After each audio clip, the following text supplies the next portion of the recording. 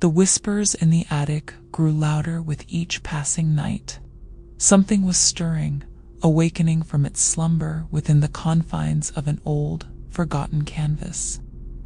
This story begins in the quaint town of Millbrook, where the Thompson family had just moved into their dream home, a sprawling Victorian mansion with a history as rich as its ornate woodwork. Little did they know that their new abode harbored a secret, one that would soon turn their lives into a living nightmare.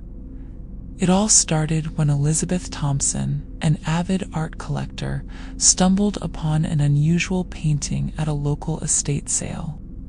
The piece was a portrait of a stern-looking woman, her eyes seeming to follow you no matter where you stood in the room.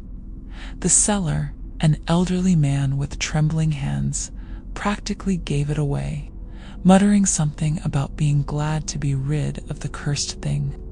Elizabeth, dismissing the old man's warnings as superstition, proudly hung the painting in their new living room. At first, the family marveled at its intricate details and the haunting beauty of the subject. But as days turned into weeks, strange occurrences began to plague the Thompson household. It started with small, inexplicable events. Objects would move on their own, doors would slam shut without any breeze, and the temperature in the room housing the painting would plummet without reason. The family's dog, usually friendly and playful, refused to enter the living room, growling and whimpering whenever it came near the portrait. As time went on, the incidents escalated. The children reported hearing whispers in the night, voices that seemed to emanate from the walls themselves. Elizabeth found herself drawn to the painting, spending hours staring into its depths, often losing track of time. Her husband, James, noticed a change in her behavior. She became irritable, prone to sudden outbursts of anger, and would sometimes speak in a language he didn't recognize. One night, James awoke to find Elizabeth standing before the painting, her hand outstretched as if reaching for something within the canvas. When he called out to her, she turned, her eyes vacant and her voice not her own. "She wants to come through," Elizabeth said in a chilling monotone. "She needs a vessel." Terrified, James sought help from a local paranormal investigator named Marcus. Upon entering the house, Marcus immediately sensed a malevolent presence. He explained that certain objects, especially antiques, can become vessels for spirits or demons. The painting, he believed, housed an entity of immense power and malice. Marcus attempted a cleansing ritual, but as he began to recite the incantation, the house itself seemed to rebel.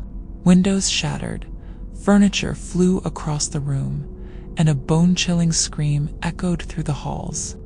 The investigator was thrown against the wall by an unseen force, barely escaping with his life. The Thompsons, now fully aware of the danger they were in, decided to remove the painting from their home. But to their horror, they found it impossible to take it down. The frame seemed to have fused with the wall, and any attempt to touch it resulted in searing pain and visions of unspeakable horrors. Desperate, they reached out to an expert in the occult, a woman known only as Madame Raven. She arrived at their home, her eyes widening as she beheld the painting. "This is no ordinary spirit," she warned. "This is a demon of ancient origin, one that feeds on the sanity and life force of those around it." Madame Raven explained that the only way to banish the entity was through a complex exorcism ritual that would require all of their strength and willpower. As night fell, they began the ceremony. Candles flickered in the darkness as Madame Raven chanted in forgotten tongues. The house shook with otherworldly fury.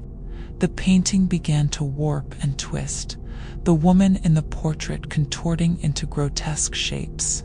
Elizabeth, who had been in a trance-like state for days, suddenly screamed and collapsed to the floor. James rushed to his wife's side, but as he touched her, he felt a jolt of energy course through his body.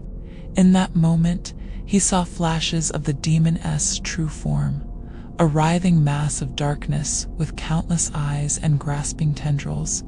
He understood then the full extent of the evil they were facing.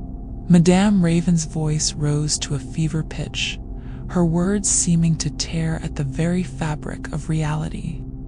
The painting began to smoke and char, the demon's shrieks of rage filling the air. With a final, thunderous crack, the canvas burst into flames, and a shockwave of energy knocked everyone to the ground. When they regained consciousness, they found the painting reduced to ashes, the wall where it hung scorched and blackened. Elizabeth slowly stirred, her eyes clear for the first time in weeks. The oppressive atmosphere that had permeated the house had lifted, replaced by a sense of profound relief. But as they began to celebrate their victory, Madame Raven's expression turned grave. "The demon may be banished," she said, her voice barely above a whisper, "but its essence lingers. It will seek a new vessel, a new way to enter our world. We must remain vigilant." The Thompsons eventually sold the house, unable to shake the memories of their ordeal. They moved far away, hoping to start anew. But on quiet nights, when the wind whispers through the trees, they sometimes hear the faint echo of malevolent laughter, a reminder that some evils can never truly be destroyed. As for the ashes of the painting, they were sealed in a consecrated box and buried deep in hallowed ground. But rumors persist of strange occurrences in the area, of shadows that move against the light, of whispers that promise power and madness to those who would listen. And so, dear viewers, we are left to wonder how many other cursed objects are out there, waiting to be discovered. How many innocent souls might fall prey to the malevolent entities that lurk just beyond the veil of our reality? If you've made it this far into our tale, you may already be marked. The spirits are drawn to those who seek their stories. But fear not, for knowledge is power in the battle against the unknown. Subscribe to our channel and arm yourself with the wisdom of the ages. Remember, in the war against darkness, ignorance is not bliss, it's a death sentence. Before you go, tell us in the comments, would you have the courage to face a demon-possessed painting, or would you flee at the first sign of supernatural activity? Your answers may reveal more about you than you realize. Until next time, keep your eyes open, your minds sharp, and remember, not everything that hangs on your wall is mere decoration. Some things watch back. Good night and pleasant dreams, if you can still have them.